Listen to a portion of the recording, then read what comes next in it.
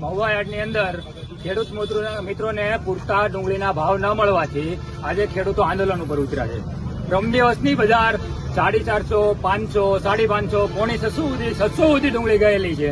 કાલની દિવસની બજારમાં 350, 450 ને 550. તો 2 દિવસની અંદર આવા સારા ભાવ હતા. તો આજની ડુંગળી વેપારી મિત્રોનું એવું કહેવાનું થાય છે કે વધારે પડતા ઠેલાની આવક થઈ જવાથી ઉપર માર્કેટ અસર બતાવે છે. તો અછત હોય તો ભાવ તો હોવો જોઈએ. તો અહીંયા ખેડૂત પૂરતી ડુંગળી લાવે છે. ખેડૂત પૂરતી ડુંગળી લાવે તો પૂરતા ભાવ મળવા જોઈએ. તો એમ કે છે કોઈ વેપારી લેવા તૈયાર નથી. એના હિસાબે આજે 250 રૂપિયા, 300 અને સારામાં સારી ડુંગળીના 350 ભાવ આપવામાં આવ્યા. તો ખેડૂત મિત્રોને આવા ભાવ કઈ રીતે પોહાય? એક તો ચોમાસું, અતિવૃષ્ટિ, આ ખેડૂતોને કઈ રીતે એક તો મહેનત કરી અને ડુંગળી પકવે. પછી આ વખતે સરેરાશ ખેડૂતોને ડુંગળીમાં ઉતારો બહુ ઓછો છે. 70 માં